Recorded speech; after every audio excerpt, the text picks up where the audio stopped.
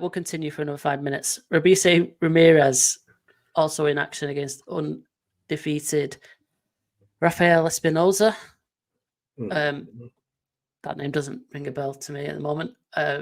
Josh, go ahead, give us some thoughts on this card. Now, I'm not sure if I've seen Espinosa or not. Looking at his record, looks pretty good. But yeah, I'm wondering what names are on there. He's been on some Golden Boy cards. Okay. Like undercards. All right. Now, I will say that I thought, with all the talk, we were essentially going to get Robeisy Ramirez versus Luis Alberto Lopez, which I thought would have been a very interesting fight for sure. Looks like that is going to have to wait. Now, Robeisy Ramirez, I think he's continued to come on as a fighter, and I think he's getting better. I haven't seen him kind of peak out yet. I think he's getting better, at least from my perspective, compared to when he started out. And we've literally seen him. Top Rank has pretty much kept him on cards or high-profile cards. So we've seen a lot of Robeisy Ramirez. Great win over Abraham Nova, which I think was the one that ended up getting him the title, the WBO World Featherweight title. And I think, hey, Robeisy, he's still continuing to grow. Sky's the limit in some sense. I'd like to see him in there with one of those top guys there in or around the division. And I think that will continue to help bring out kind of what more may be in store for Robeisy Ramirez, who we know was a decorated amateur, just one of those top flight amateurs, and thus far has done pretty well considering he has a world title here, 14 fights in. So more to come for sure. As mentioned, Espinosa, don't know a ton about him. Maybe he puts up a fight, but Robeisy Ramirez, make no mistake about it, is a guy they see, or Top Rank at least, they had seen from the beginning as being one of those guys who could be at the top of the division and essentially run a division. So we'll see how that trajectory continues to excel forward. And Alex? Yeah, man, Otre, man, like you said, that Abraham Nova fight, he lifted our moniker because it looked like a train that hit Abraham Nova, knocked him out silly. So basically him and Venado got a fight, right? That's the fight everyone wants to see. It's probably the best fight in that division currently that comes to mind. Well, you got Brendan Figueroa as well, but the stupid sides of the streets. So it'll be interesting. Venado, his peculiar way of fighting against Robeisy, who's the Olympian. So they say that's going to be next. Everything goes through, no injuries. And check this out. The winner will be up to fight anyway. Once Inoue moves up. So high stakes. Everybody wants that Inoue fight now because they know it's going to be big money, big publicity.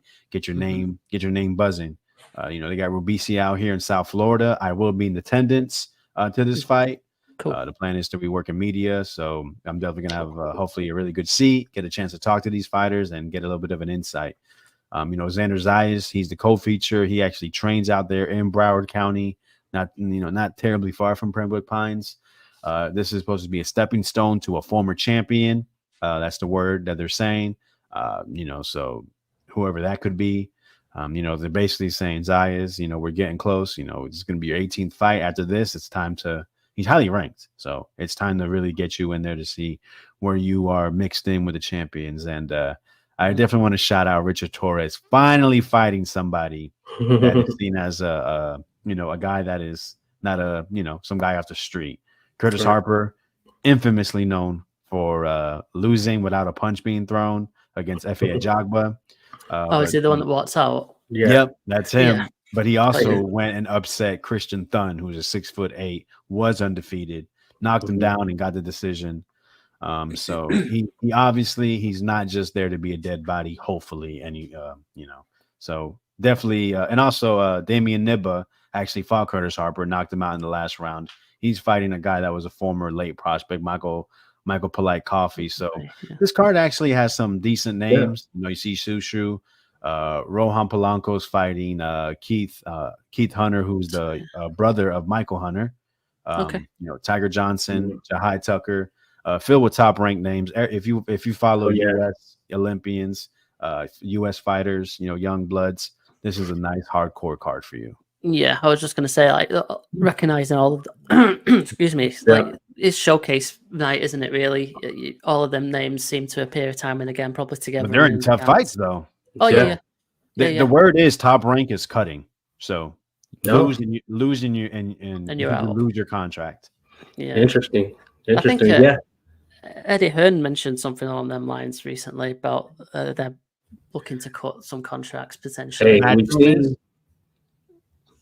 You said Matchroom's looking to cut their contracts? Yeah, I think I saw that a few weeks back. It's not good for boxing, man. No, hey. So maybe this means better fights. Of course, we'll see.